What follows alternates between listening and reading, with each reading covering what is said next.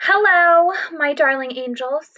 Um, it is time for everybody's favorite part of genetics, which is Punnett squares. So, I want to give you guys just kind of a cursory glance at how to do a Punnett square. What is it? Why are we doing this? And why do we need to know this so that you feel super comfortable being able to do these? Um, Basically use these tools to help you solve genetics problems. So Punnett square is really just a grid that helps us determine probabilities. It is not a psychic. It cannot tell you definitely what's going to happen most of the time, but it can determine probabilities to say, if I cross this mom and this dad, what are those offspring going to look like? So in order to do a Punnett square, first we need to figure out the genotype of the parents. Remember, genotype means genes, like a set of alleles, like big P, little p, or big B, or little b. And we're going to record those possible alleles on the outside of this box. We're going to work the inside of the Punnett square, and then at the end, we're going to be able to look at the ratios of the genotypes, like what percent of the kids are going to be homozygous dominant or homozygous recessive. And then the phenotype ratios, are all of the babies going to have brown fur, or are all of them going to um, have green eyes, whatever, 50%. It's a probability. So if we think about what that word means, probability, we're really just talking about the likelihood that something's going to take place. So if I was going to start breeding bunnies because I'm so sick of being a teacher, and I crossed a white bunny and a black bunny, and I want to know what's the chance that they are going to have white bunny babies because white bunny babies cost more money and I want to make a lot of money. I could use a Punnett square to predict the likelihood that something will happen. It's what outcome I'm looking for, white babies, out of the total possible outcomes. Black babies, white babies, brown babies, whatever. I don't know bunnies. So geneticists use this to determine the possible outcomes of a genetic cross. We actually could use this on humans to predict, what's the chance that my kid's going to have a genetic disorder. So something like this is actually really important even in humans to help us figure out what our possible outcomes could be. So the kind of crosses that we're going to really be doing are called monohybrid crosses. And if you remember, for the 1000th time, mono just means one. So we're talking about one trait, and we're crossing individuals to look at that one trait. So you can't use this kind of Punnett square to say, is my bunny baby going to have brown fur and blue eyes and long ears and short whiskers, but you can't look at all those traits at once with this one monohybrid cross. So we're going to have to take it one trait at a time. So when we talked about Mendel and his pea plants, we said that his pea plant flowers were either white or purple. And since white is the recessive trait, we know that purple is the dominant trait, and we can only look at pea plant color for that flower, that one trait, as we do this one cross. Okay, so if you look at this example of Punnett square, you're going to see that we're going to imagine that the father flower we're using is big P, little p. All right, that's his genotype, his set of alleles. So he is heterozygous. He's got a dominant and a recessive allele, so he shows the dominant trait. So he could donate a capital P, the dominant allele, or he could donate the lowercase p, the recessive allele. We don't know. It's totally random what sperm he's going to be donating at the time of fertilization. We don't know. The mother over here, we're going to pretend like she's also heterozygous. Okay, she's big P, little p. Once again, her egg that she happens to donate could have the dominant allele in it, and could it be capital P, or it could be recessive. We don't know. It's totally random. So we're going to draw the parents on the outside and imagine that these are the two alleles that either of them could possibly donate. Now, that's going to be different for each set of parents, so we're just imagining that this is the cross that we're looking at. So you're going to put inside the square the allele that's on top and the allele that's on the side. So for this box right here, we're going to put big P, big P. So this square is going to get top and side. Same thing down here. In this square, we're going to put the allele that's on the top, big P, and then the allele that's on the side, little p. So you can see when we put the letters in the boxes, that's going to give us our probabilities. So when you're done working this square, you're going to see, like we just did, big P is in this first box. Little p gets donated, big P gets donated. You always put the big letter first. Just think like in a name or in a city, you always put the capital letter first. We don't want it to be second. That just looks weird. So we always put the big letter first to keep it uniform. So you also don't mix things up and say, oh, I have little p, big P. I think that's different than big P, little p. No, it's always the capital letter that's going to go first. So let's put our big P first here. So it's big P, little p. Same with this one. We already worked on the last box. You got a big P from the top, a little p from the side. So we put big P, little p. And our last square got a little p from the top and a little p from the side. And so this is the only one that's little. So what does that tell us? It tells us that this offspring is purple.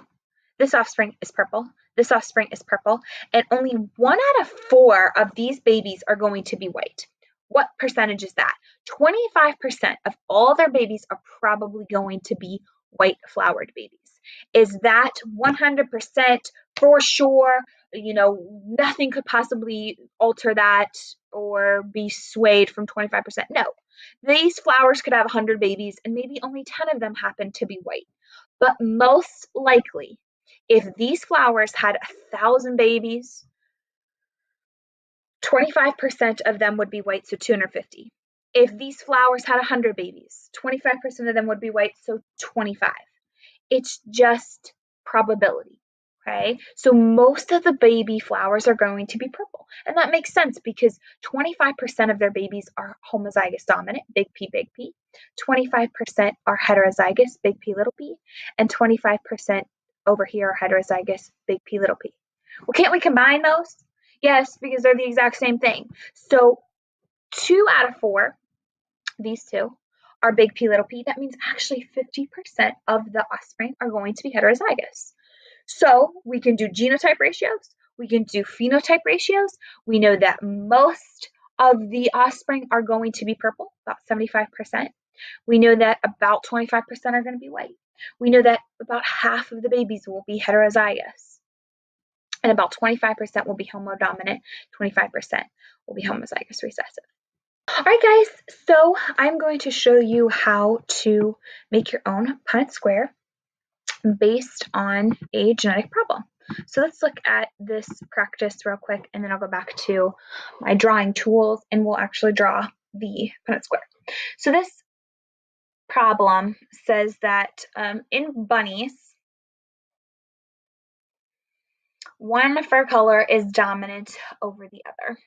So based on what I said, which is that black fur is dominant over white fur, I said show the cross of a homozygous black male with a homozygous white female. So let's make a key, and then let's figure out the ratio of their offspring based upon the information we have. So black is dominant, homozygous black male with homozygous white female. Now, one question you might have is, well, Mrs. Call, does it matter where I put the female versus the male? No, it does not matter at all. So let's just keep things simple. This is going to be my Punnett square, and I have to draw on the internet. I don't know why I can't just do it on Word, but who cares, whatever. Okay, so this is going to be my Punnett square. So I'm going to make myself a key before I do anything else. I know that black is dominant. So big B is my dominant, homozygous dominant genotype. And what color is that going to be? It's going to be a black, sorry, I really can't write with this, a black bunny. What other genotype is going to give me a black bunny? Well, if black is dominant, then I could also have big B, little b. Both of those are going to give me a black bunny. The only way to get a white bunny is by having 2 recessive alleles. The genotype has to be homozygous recessive because we know that that's a recessive trait, and those only show up if you have no dominant alleles around. So here's my white key. All right, so now that I made this key, my problem's going to be easier when I'm done and when I start. So I said let's cross a homozygous black guy with a homozygous white girl, and we'll see what their offspring are going to look like. Now, doesn't matter where you put the man versus the woman. Nope, who cares? Doesn't matter at all. I'm going to start by putting the dad on the top of the Punnett square. We said he's homozygous. What does homo mean? It means the same. So if this is going to be a black bunny, we know it has to have a big B. But which one of these is homozygous dominant? Well, it would be big B, big B. Could you use a different letter than B? Sure, who freaking cares? Not me, doesn't matter. I chose B because of the word black or because of the word bunny. Doesn't really matter because the letter is irrelevant. Now I said let's cross this with a homozygous white female. According to my key here, what is the only way to get a white bunny? You need a little b and a little b. Therefore, we're going to now actually work this square. Let's use blue. By looking at what's on the top, big B. What's on the side, little b. What's on the top, big B. What's on the side, little b. And if you do this for all the squares, top, side, that was ugly, you're going to see that in every single box, we get the same thing. Now remember, each box is 1 out of 4, so each box is 25%. So 25 plus 25 plus 25 plus 25, 100% of these baby bunnies, that's a percent, are going to be big B, little b. There is no chance, it's never, ever, ever, ever going to happen that these two parents would make anything other than a heterozygous baby. What does that mean for their phenotype? What color baby are all of their children going to be? Well, according to my key, baby little b is black. So also, let me see if I can fit this in here, 100% of their baby bunnies, excuse me, go back to your blue, are going to be black furred. Okay, that says black. Sorry. Really can't write with this thing. So we just worked a Punnett square. Now this was not hard. This was not a difficult Punnett square. All of the babies end up being the same. But that's not always true. So we'll work another one, but this is just one type of practice that you can see of these Punnett squares.